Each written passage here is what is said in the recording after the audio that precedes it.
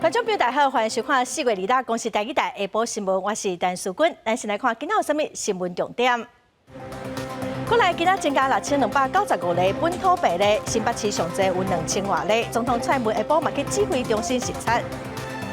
台铁员工要伫5月的动作正常休困，火车会停驶。早起交通部长王国材甲工会协商，也毋过最后嘛是个破局。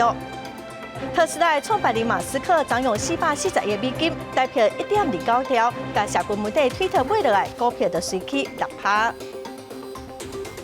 新闻开始来看，咱过来今仔增加6295例本土病例，新北市上济有2776例，台北市有1302例，桃园有1159例哦，各县市佮离岛嘛拢有病例。今仔开始要实施3+4新的居家隔离制度，指挥中心嘛有针对外界疑虑做出说明。总统蔡英文伫当下嘛已经去到指挥中心视察了，咱来听指挥中心第下晡上届新的说明。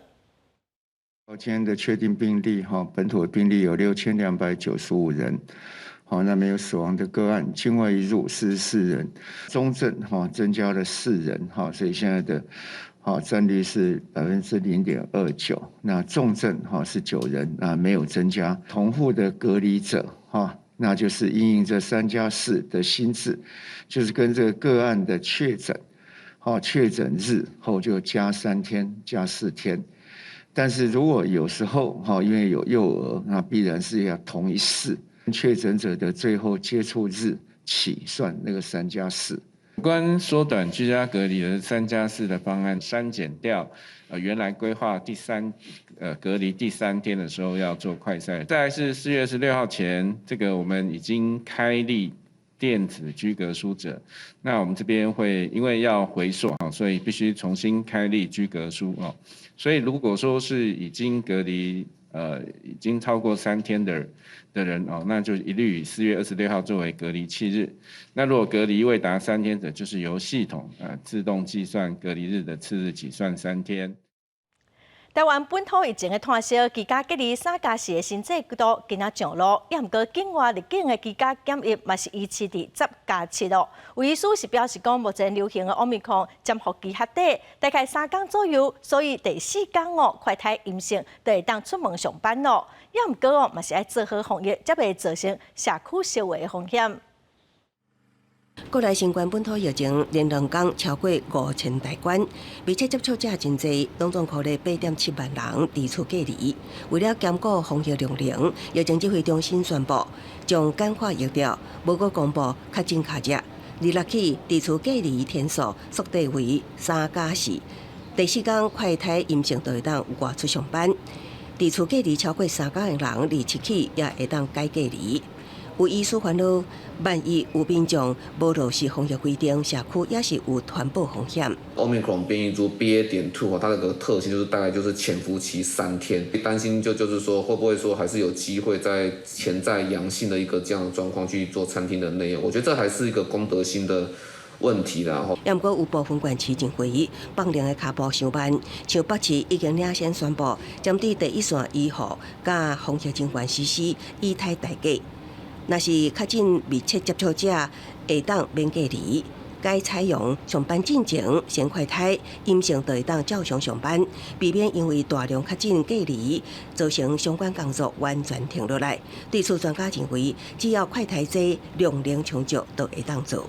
以筛代隔，你当然要考虑到就是你的快筛的量能嘛，然后还有这个做下去会碰到什么问题嘛，那终究是有可能会继续往这个方向走的。另外，考虑国际可能出现新的变异株，指挥中心表示，入境者的伫厝隔离天数有望维持10+7，也就是10天伫厝检疫，加上7天自主健康管理，避免一日全部开放，冲击国内防疫量能。等待国内伫厝隔离天数新制上路一段时间了后，才随时检讨伫厝检疫等措施。记者综合报道。来看新北市政府今仔要家居家隔离转型试办的草案送到卫生福利部，要变头一个试办的都市哦。草案主要是规定讲，甲确诊者带做伙的人，佮有亲密的接触者做快筛，若属是阳性，隔离的规定就甲确诊者同款；若属是阴性，就唔免隔离，继续做快筛，甲自主健康管理就会当。全台湾家用快筛试剂大欠货，县市政府拢伫个发库存，都伫要用了啊。过一天确诊人数上济，新北市嘛同款真紧张。新北市长侯友宜早起去5个快筛试剂的制造商遐视察，伊讲新北市一天爱用要10万支的快筛试剂，目前库存敢若剩江外的量尔。以新北市的量一天如果要采居家隔离3+4，1万人哦，这样就基本是1万6支，再加上我们一般的行政要去处理的，跟居家照护也好，跟所有相关防疫有关系的，我们算一天将近10万。中央实施3+4的政策，不过新北市无要缀咧办。新北市府25半暝修改居家隔离转型试办草案，内容的大方向是干那互甲确诊者做伙住的亲人，还有密切接触者做快筛。若是阳性，就照确诊者的规定来行，采居家隔离或者是去互医生看。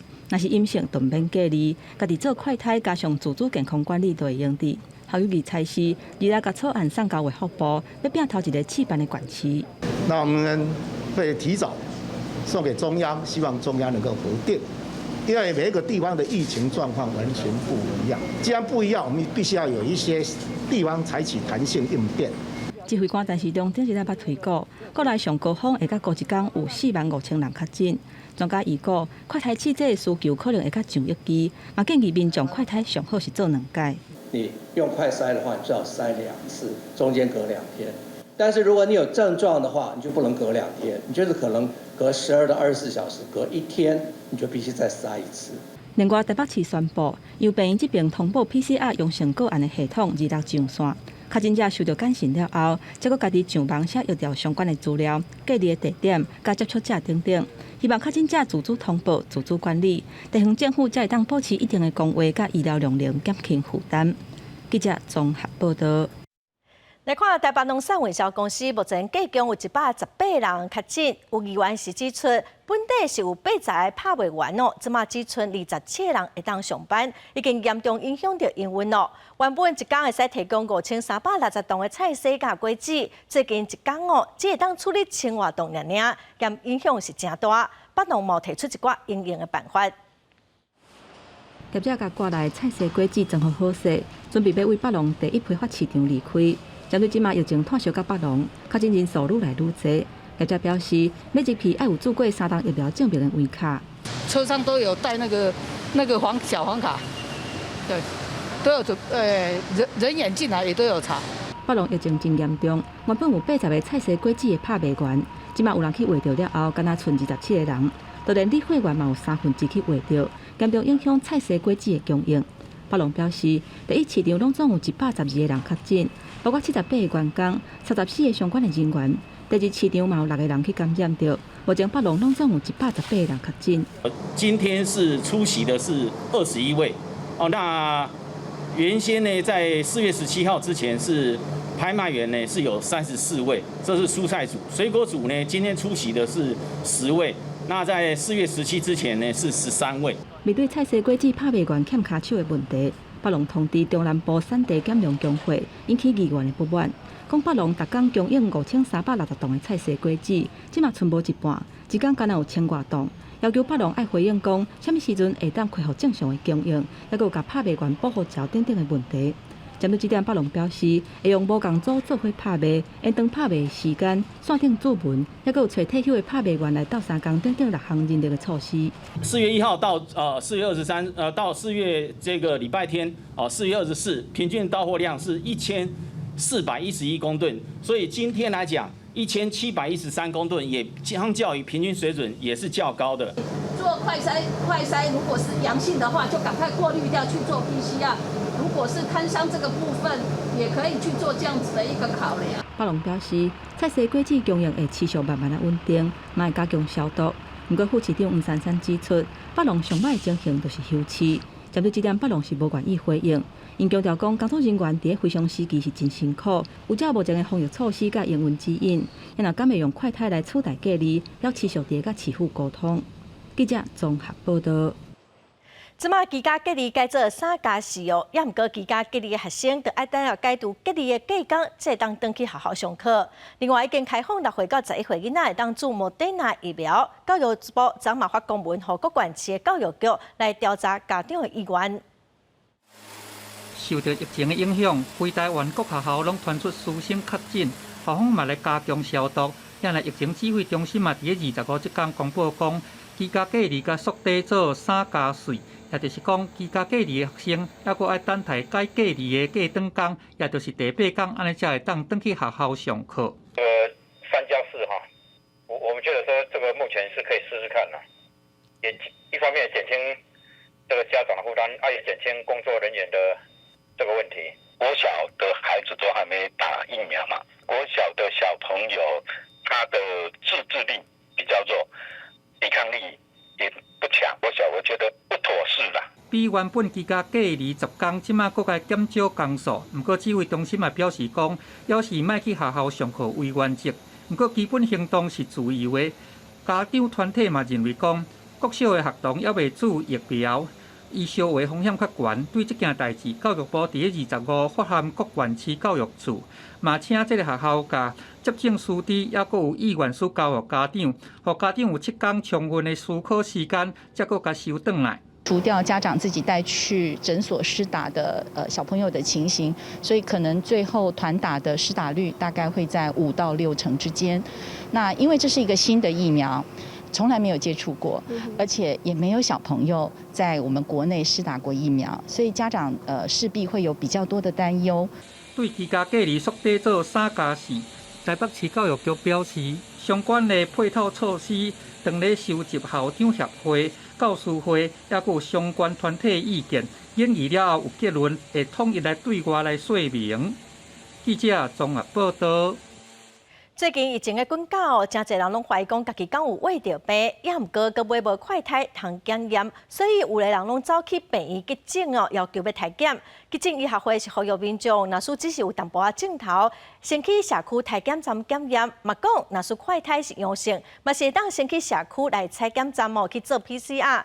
若是讲有中重症的症头，则赶紧去病院就好。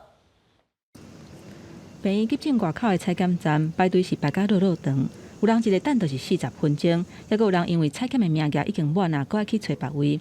过来确诊人数一直在压悬，家用的快筛试剂是真恶买，不少民众烦恼为着的人拢去病院做 PCR 采检，相关病院人是强要客袂过啊。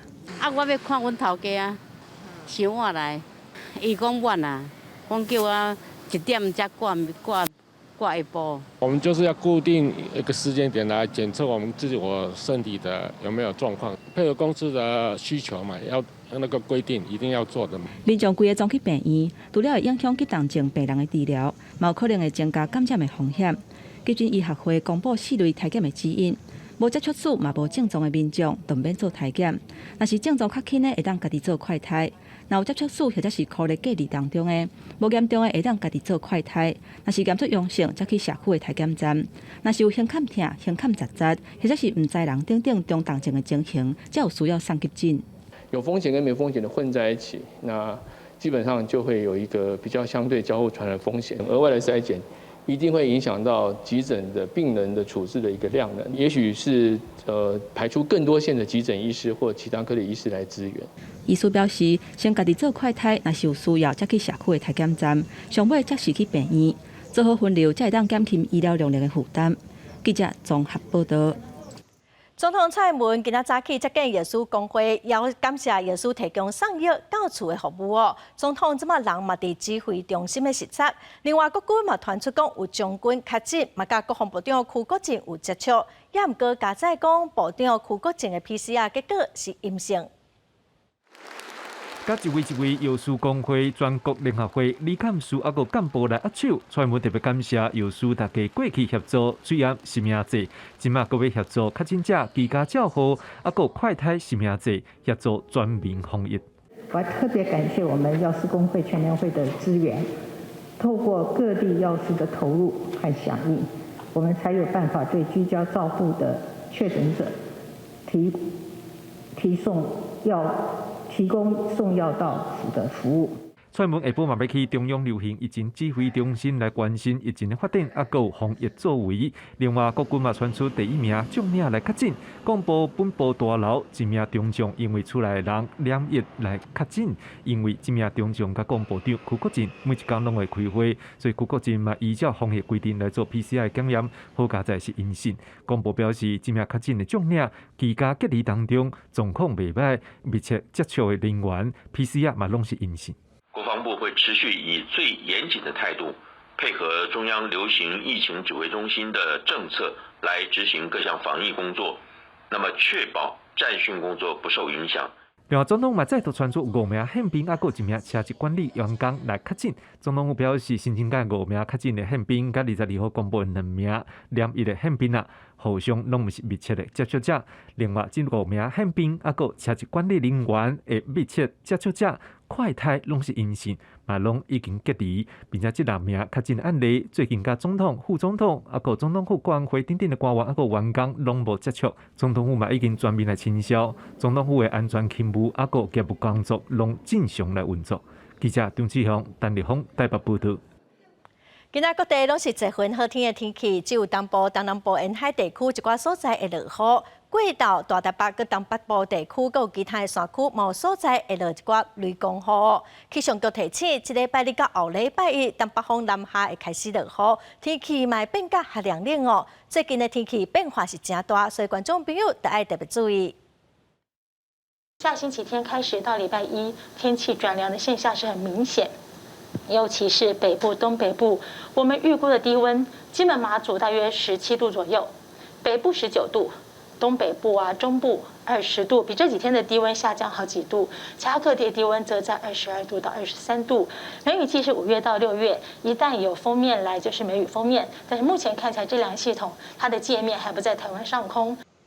气象局表示，今仔日是西半部温度上悬会到34度，东半部嘛有30度到31度，中到台南、高雄、屏东的山区附近哦，甚至会到36度。今仔紫外线嘛是真强哦，所以出门得爱加啉一寡水，嘛爱注意日头。西半部还有金门、马祖会有蒙雾，也是云会真低哦，去影响到能见度，所以准备要出外民众哦，得爱特别注意路况，还有航班的资讯。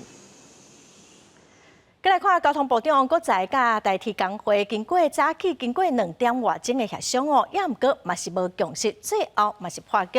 代替工会是强调讲5日劳动节会休困，无要加班哦。王国在表示，伊尊重工会决定，嘛强调讲会有应变的方案。那他们还是维持5月1号不加班的这个决定。那交通部尊重他们的决定，但是我们一定要把我们的应变计划做好。那这个部分，我会跟我们交通部同仁然后一起把它做好。那今天，整个工会包括理事长他们也提出很多，过去我比较不了解的这些员工的问题包括他们工作的问题，包括他们的一些这个相关工作的环境还有他们关心像安全的这个课题。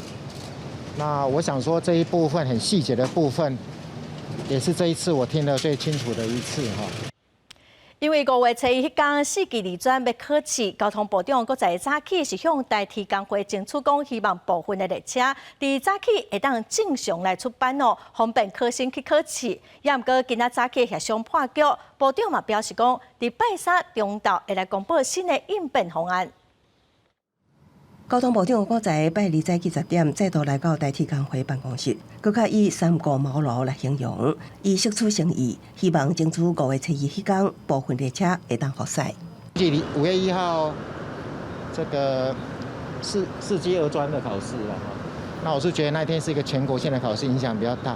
我今天会提出来比如说早上，可不可以先开一下，让他们好好去考试这样王国在强调，即摆甲工会协商，除了争取列车复驶，也会讨论迄天加班费。另外，外口风声，工会坚持退回代替公司法条例，最后协商恐行未成。王国在强调，无有设立场，尽上大努力争取复工。我也不希望说他们是全部4级人都不开车，能不能有部分的这个班次那这是我今天努力的目标。其实台铁的问题已经很久了啦，对啊，这种问题其实还蛮复杂的，都希望这个尽量不要影响到民众啦。王国才甲工会沟通1点外钟，强调拜日下昼部内也阁会开会讨论，预计27、拜3中昼公布新版应变疏运方案。记者综合报道。来看高等检察署的检察官邢泰昭，之前和总统提名做检察总长，今仔日立法院投票，是65票同意，0票无同意，通过邢泰昭出任检察总长哦。也毋过今仔拿赢立委全部拢放弃投票。决议邢泰昭获得出席委员过半数之同意票，同意为最高检察署检察总长。议场内底立委大动作投票，都是为着检察总长的人事案。因为高等检察署检察长邢泰昭，在得到总统蔡英文提名了后，二楼立法院议会行使人事同意权，将基本是以同意的65票，不同意的0票，通过邢泰昭来接检察总长。大家对于邢检察总长，大家都是支持的哈。在社会的一些共识度还有声量都非常的高，我们会踊跃出席，我们也一定都会投下同意。民众党在这边的立场哈，我们就直接说明哈，就是我们是给予支持，本党这边党团这边是给予支持。邢泰昭得到大多数立委的认同，甲重大责任接落来，会做最高检察署检察总长。不过投票的过程当中，煞无看任何一个拿赢的立委，因为国民党团经过决议，拒绝入场投票，替邢泰昭背书。现在就是党团的决议，就是不进去投票。拼袂过民进党人数的优势，国民党团批评讲，邢泰昭的人事案罢免会通过，所以拒绝投票。佮批评伊干那看政治色彩伫咧办案。不过，即马邢泰昭顺利做检察总长，任期会到2026年5月7日。记者综合报道。国际新闻来看，罗西亚甲乌克兰已经战第3个月了。美国国务卿布林肯、佮国防部长奥斯汀嘛头一届去基辅甲乌克兰的总统泽伦斯基见面。美国讲会佮继续对乌克兰军事援助。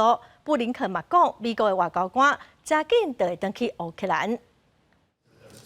美国国务卿布林肯甲国防部长奥斯汀伫俄乌战争了第一遍去乌克兰首都基辅，甲乌克兰总统泽伦斯基会谈。这是俄军入侵以来美国访问基辅上高层的官员。因甲泽伦斯基讲，美国会提供超过3亿美金的军事援助资金，也配准备1亿6500万美金的弹药。布林肯讲，美国外交官这礼拜就会返去乌克兰。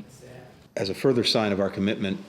I intend to announce the return of our diplomats to Ukraine. I think we will start probably in Lviv and then move to Kyiv. It may take a few weeks, but I'll announce that tomorrow. In addition, the President will announce his intent to nominate Bridget Brink as our next ambassador to Ukraine. 俄罗斯国防部2号讲，已经摧毁6个铁路强电的变电站，因为这挂铁路是用在运输外国的武器。俄罗斯驻联合国副大使讲，这么停火无意义，会让乌克兰军队有机会重新集结，发动更加侪战术。对布林肯讲，俄罗斯正伫咧失败，乌克兰正伫咧成功的讲法，也提出反驳。I don't think we failed, frankly. We conduct our military operation. It's not a war. It's a military operation. It has its own strategy. It has its own aims. It was never meant as a blitzkrieg. I don't know. It was something that Secretary Blinken maybe was imagining. And it's really very difficult to comment on Secretary Blinken's remarks because they are very contradictory. 乌克兰国防部2号讲，俄军继续伫咧乌东发动攻击，严格拢互乌军击退。英国国防部的报告是讲，俄军甲重点转向占领顿巴斯地区了，这个有淡薄仔进展。这2个月有15000位俄罗斯的士兵死亡。It is our assessment that approximately 15,000 Russian personnel have been killed during their offensive. Alongside the death toll or the equipment losses, and in total, a number of sources suggest that to date, over 2,000 armoured vehicles have been destroyed or captured. 俄军也损失60几台直升机加战斗机。华伦斯讲，俄罗斯25派的部队已经失去战斗力。乌克兰总统泽伦斯基在上新的演讲中，希望乌克兰人和俄军伫咧遮点袂落去，感觉艰苦，也强调俄罗斯无法度赢到这场战争。公司新闻陈伟林将建讲编辑。来看世界上好野的生理人马斯克，伊昨用440亿美金代票1.29兆，甲社群媒体推特买落来，推特股票嘛随起6%哦。去年口罩要互推特封锁的前美国总统川普哦，伊嘛讲，就算推特搁再开放伊的口罩，伊嘛袂搁使用推特咯。推特董事会同意特斯拉执行长马斯克所提出的440亿美金的收购提议。推特执行长阿格拉话伫推特大文讲，推特有影响规个世界目标甲相关性，为团队感觉骄傲，受到这个前所未有重要工作的鼓励。马斯克伫咧声明是讲，言论自由是民主政治正常运作的基础。推特就是一座所谓言论广场，会当讨论关系人类前途重大事件，就算是对于上恶毒的批评嘛会使。He's buying it for ideological reasons. He's been alluding to the idea that he's going to make a really substantial investment either in a social media property or in a news company in order to push back against what he sees as an encroachment on free speech and liberal ideology. 推特转推的功能虽然正强，严过也可能把错误的信息扩大转发出去，这是推特拄到上大问题。这几年上受到注意的就是，伊有煽动暴力风险为理由，甲美国前总统川普的口座永远停用。When Donald Trump was taken offline, there was a 73% reduction in misinformation and lies about the elections almost overnight. There was so much kinetic energy around his social media accounts that he was literally warping the algorithm. 马斯克伫咧4月初将在推特上大股东持股9.2%，被邀请加入董事会，淹过伊拒绝。无到2礼拜前，马斯克放出要收购的消息，并且讲推特有强大战略，伊将这股力量放出来，要进行一系列的改革。自绑定内容的限制，一个将所有机构做拢提掉。迄当阵，推特是拒绝马斯克的收购提议。推特当时回讲，这件交易的资金是来自马斯克已经提到的255亿美金的债务加保证金贷款融资，一共差不多210亿美金的股权。验过这件收购案，一个等推特的股东加监管机构批准。公司新闻黄文玲编辑。来看墨西哥一个18岁查某大学生，伊坐客丁车说向失踪哦。半个月后，伊的尸体伫一间旅馆的水池仔互发现。因为墨西哥常常发生女性的凶杀案，当地妇人人是真不满哦，因做伙行上街头去抗议。伫墨西哥街仔路顶，真侪妇女伫咧抗议，因沿路打协助找失踪查某囡仔海报，拍检察官办公室大楼的墙。谴责当局办案速度正慢、无效率。这边抗议是因为有一位18岁女大学生德班斯，伫北部城市蒙特雷失踪要2礼拜了，被人发现伊的尸体伫咧一间旅馆的跳水池内面，死亡原因是头受重伤。德班斯的老爸指控警方搜查过这间旅馆几落遍拢无找到人，一直到旅馆的员工闻到臭味，才找到查某囝的尸体。调查发现，德班斯4月初8甲朋友庆祝了，一个人坐计程车转去，和司机等伫咧路边，一个翕伊徛伫咧路边的相片，尾仔伊人就失踪。有报道讲，这个计程车司机之前有因为绑架妇女甲骚扰接受过调查，迄当阵有想要对德班斯性侵。这件代志震惊墨西哥社会，和当地妇女心内拢真惊。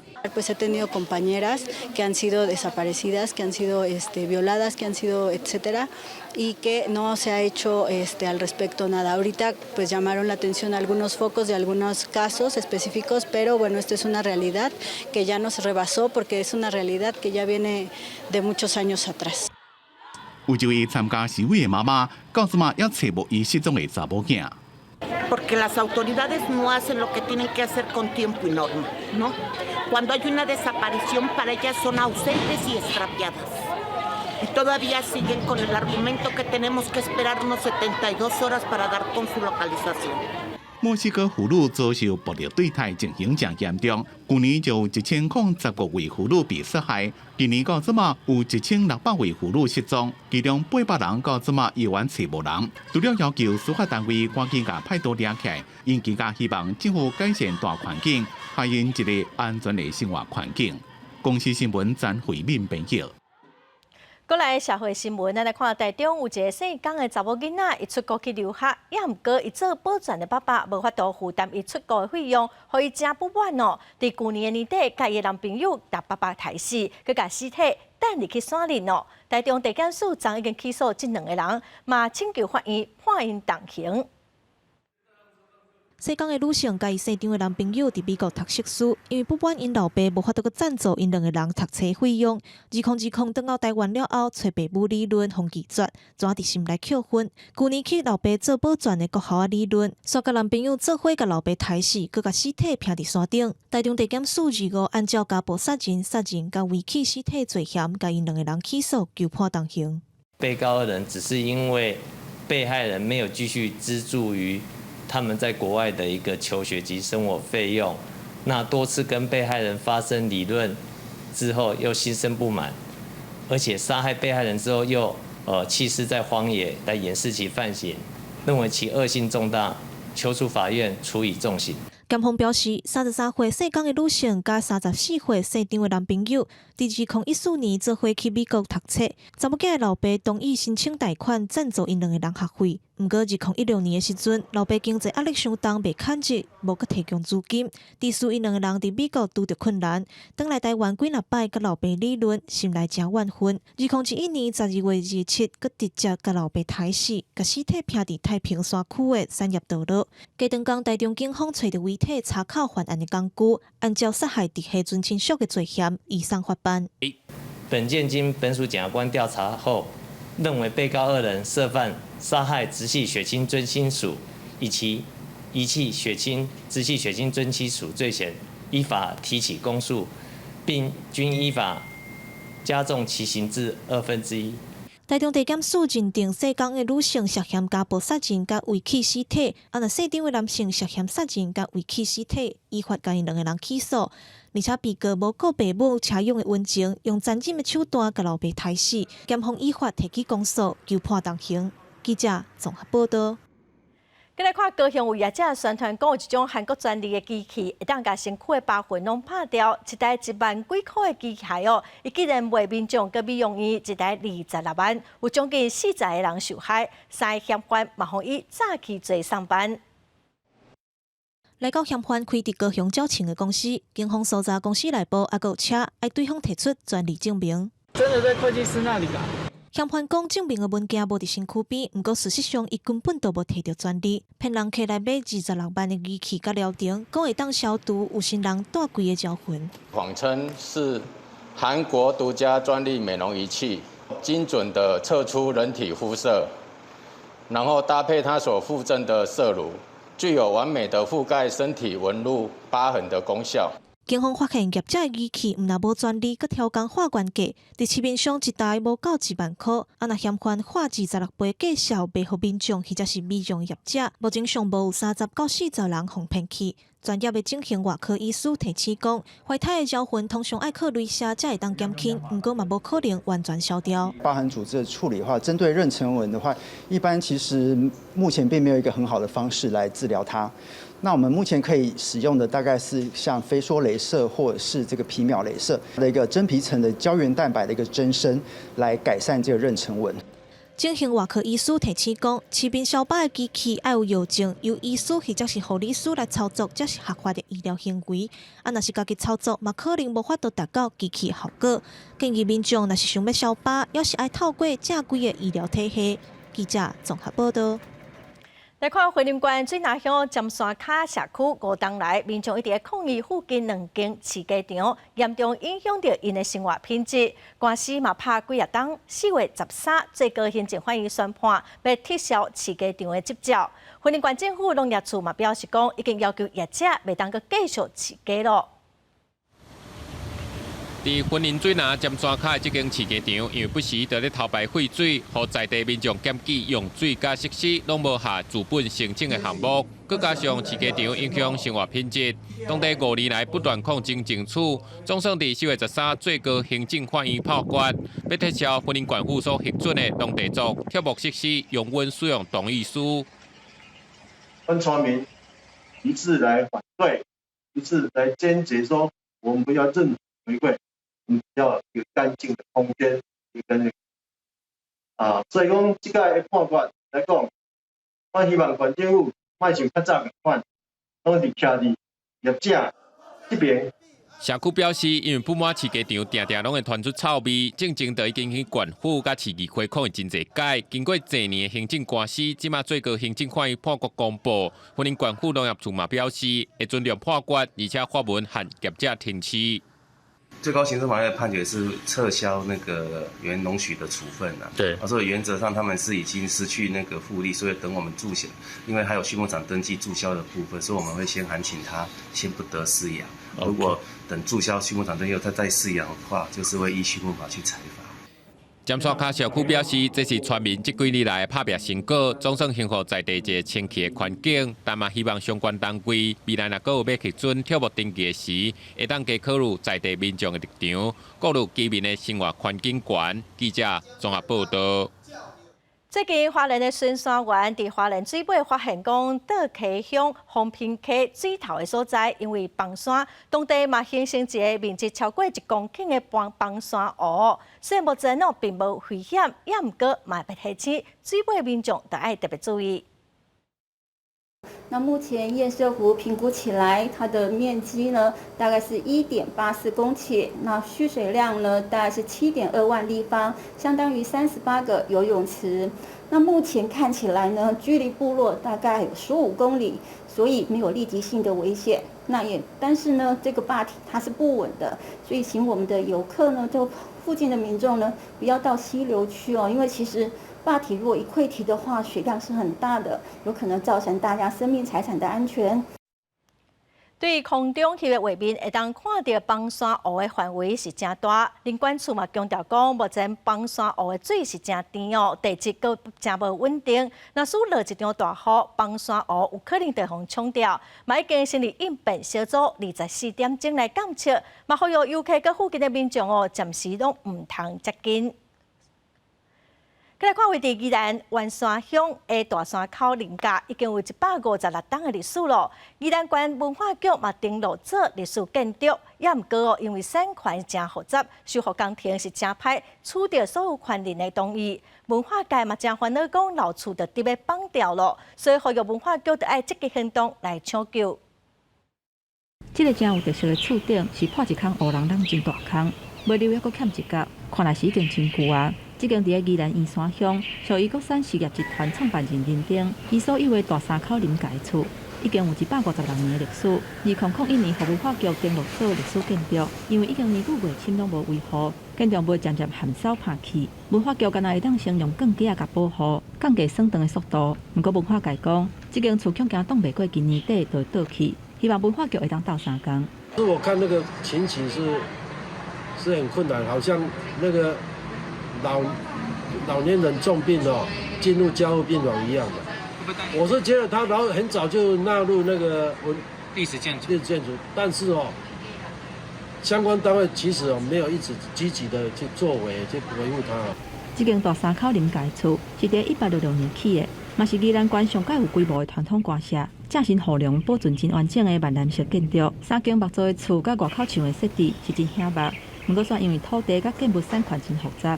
光是土地所有权人都有22个人，建物的所有权人有52个人。即马文化局因为无法度摕到一定比例所有权人同意修复，所以工程一直无法度来动工。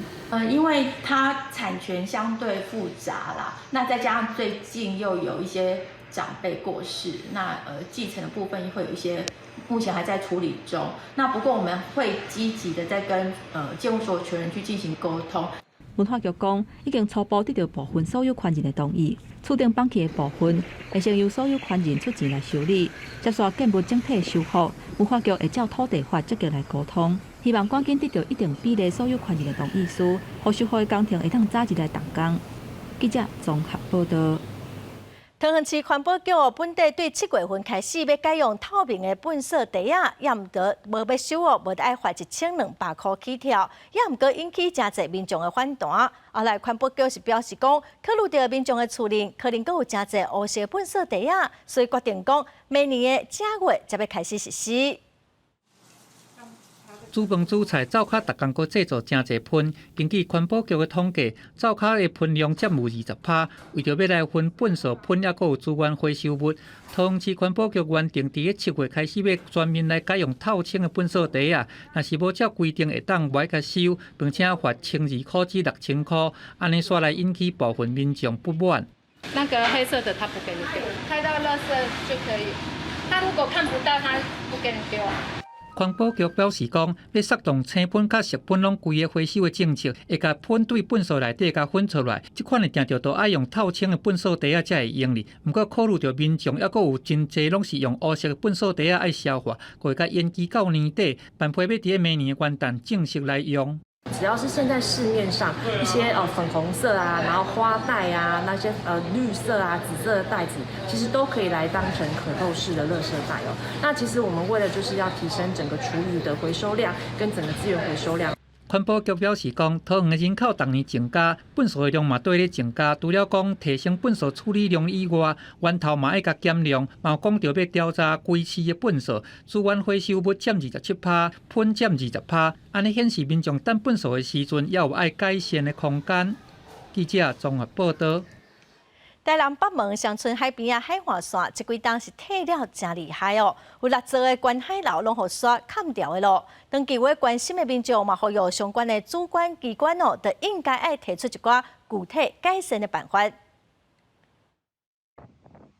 来到台南北边的乡村海岸，日头光夜伫沙坡顶面是真美丽。不过详细甲看，原地有6搭大约1层楼高的，会使看海的平台，其中2搭已经渐渐互沙坡砍去。这个海岸线倒救的轨迹已经真鲜明。就是觉得沙变高了，好像是有点算是海水倒退，然后沙一直往上。觉得可惜吧？为什么？蛮漂亮的一个景点，这样。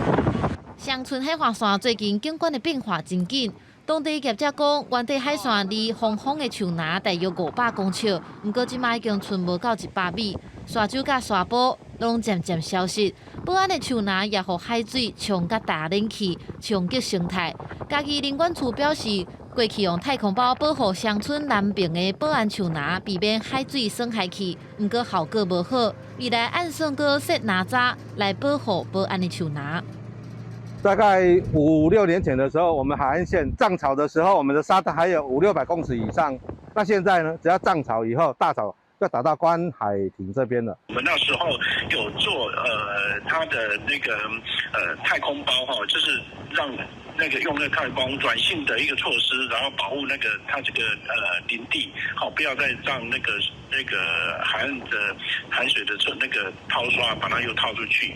乡村海岸北边是北江溪出海口，南边是吉水溪出海口，有6公里长的沙洲海岸。不过海岸是倒球甲真严重。过去台南市府也捌邀请水利署第5号船局来会勘过，不过目前海岸防护工程无具体作为，当地民众也希望公部门会当出手来保护美丽海岸。记者综合报道。来看台湾的人行道哦，常常拢互靠物件阻碍通行，尤其是对身心障碍者来讲哦，实在是真麻烦哦。最近台南的新众团体就出面呼吁市政府应该爱好好规范甲管理，来保障身心障碍者的路权。身心障碍者要出门，人行道的障碍煞是一关又搁一关，时常有盆栽、机车、变电箱、各种广告的机仔顶路，互因感觉真无方便。我这边有盆栽跟机车挡道，好，所以整个呢，我们人行道无法畅通。行动不便者或是父母亲推婴儿车，你根本行人到这边也没有办法过去哈。主攻新众协会就指出，伫台南有一寡重要路段的人行道，拢互盆栽、机车顶着路。因希望市府会使画漂线，规范机车，甲一寡障碍物拢刷走。行动不便者更需要来户外活动哈，是一个很好的一个公共设施的环境。那我希望我们公部门这边能够来协调，怎么样把这个盆栽移走，还有禁止机车的停放，让我们整个人行道都能够畅通。市府也回应讲，会搁去调查市内的人行道，甲这部分规划好，互身心障碍者出门袂拄着这款困扰。记者综合报道。台中大艺古早种真侪麦仔，当地有一间国小就设计一寡甲麦仔相关的课程，伫学校菜园来种麦仔，佮邀请农民来教学生啊安怎来采收哦。学生啊是拢感觉真心实。有农民店边仔斗指导，台中大艺上丰国小5年的学生，总算会当采收家己种的麦仔咯。自旧年底报田到今，经过学生啊轮流照顾，即马看到成果，大家拢笑嗨嗨。就是看到那个小麦成长的过程，然后觉得哇，这个东西竟然可以一点一滴的成长，我觉得很稀奇。可以看到小麦的成长，还可以采收小麦，实际的去体验。教因讲安尼来种哦，互因后摆知影种做哦，安尼知影这小麦。所以这学校基本上真正好。大艺是麦仔故乡，上丰国小嘛设计主题课程，去年底甲大艺农会合作，互学生伫学校农场种麦仔，对落肥、引蚕，甚至是刮切鸟啊，拢有农会派人来指导，互学生啊甲种麦仔的知识学透透。分享给低年级他们，然后给6年级们做毕业帽。把手伸出来，把小朋友就接收起来。一寡刮落来的麦仔是真重要。5年的学生爱甲麦仔交互2年仔、甲6年仔，互因摕去做册册仔、甲毕业帽仔的麦穗，真做这项课程真特别的传承文化。记者综合报道。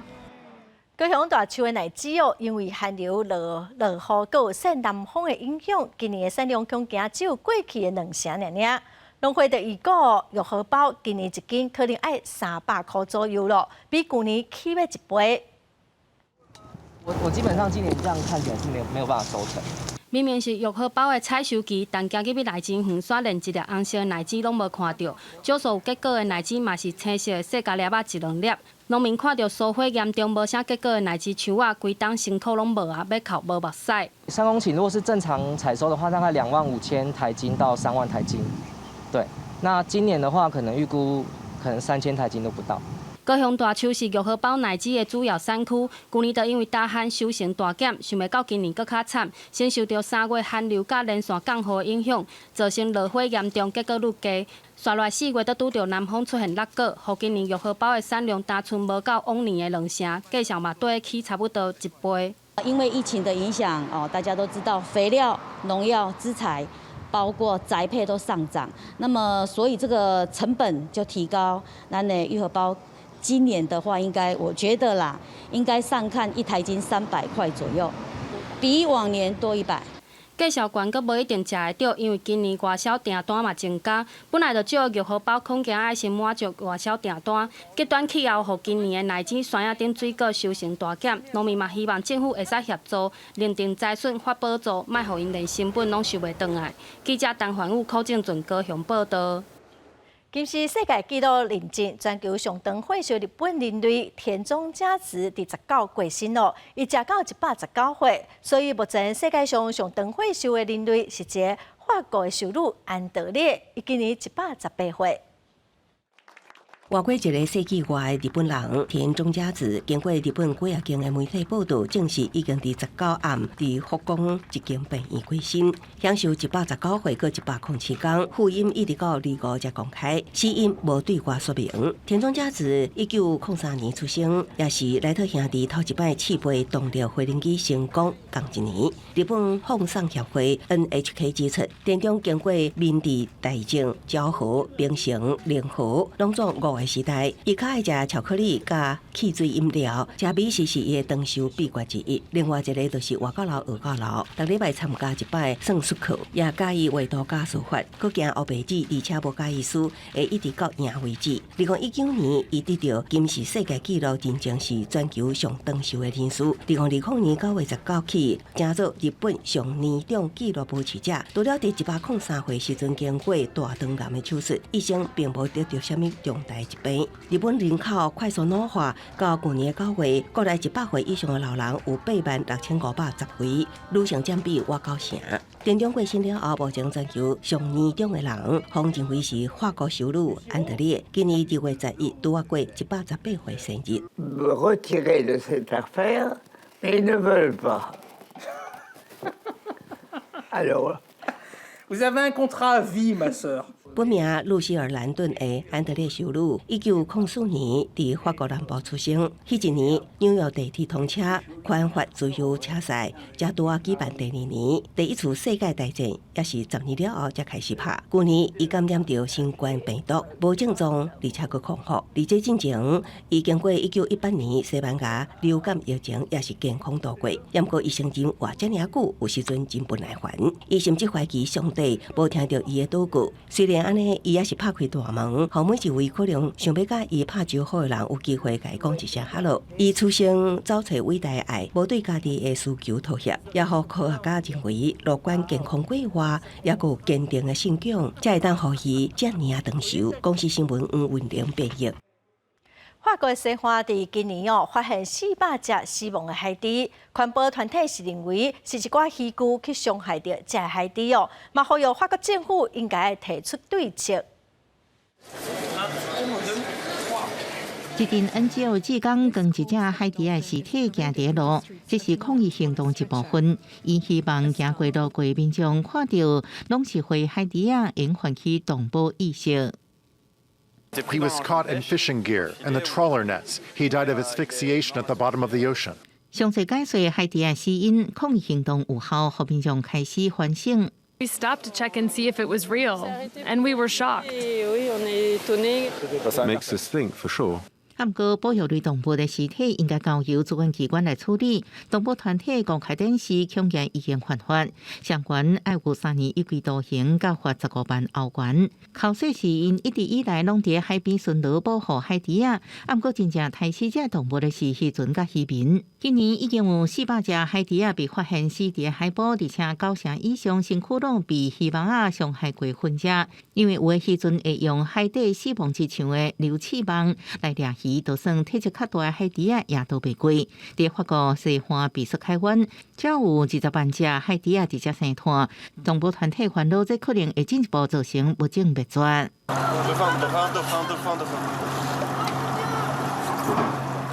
法国政府想要改善这种情形，提出其中一个建议，是让渔民伫渔船加装声波发射器，利用超音波伫水中传播甲反射，去探测海底生物。If we install repellents on all the boats, it will be like chasing the dolphin away from its feeding area. Instead of killing them in a net, we would be killing them by starving them. 未少环保人士呼吁爱用特定地区禁止掠鱼啊，其他地区改用传统方式掠鱼。不过相关建议互法国渔业部门拒绝，认为爱用更较侪资料来证明。加拿大、法国过去30年都有10万只海猪啊死伫海边，为着不要互族群灭绝，当局已经启动3年的调查，要来研究如何互生态甲渔业并存。公司新闻王碧文编译。今仔下晡，台北、阁有东北部地区，阁有其他的山区有一寡所在会落雨。明仔载东北风会变较强，北部、东北部天气会变较凉冷各地头嘛有机会会落雨。下晡晡的天气，咱来看各县市详细资料。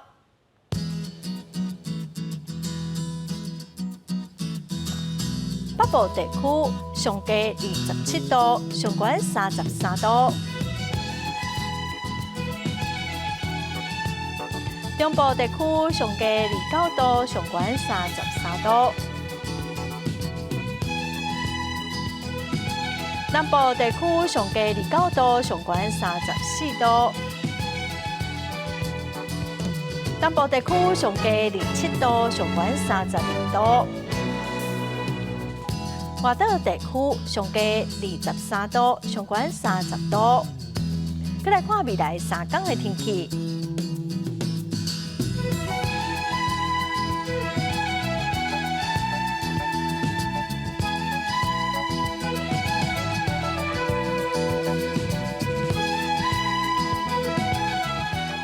感谢观众朋友收看《公视第2台下晡新闻》，我是陈淑君，明仔载下晡3点，咱再会。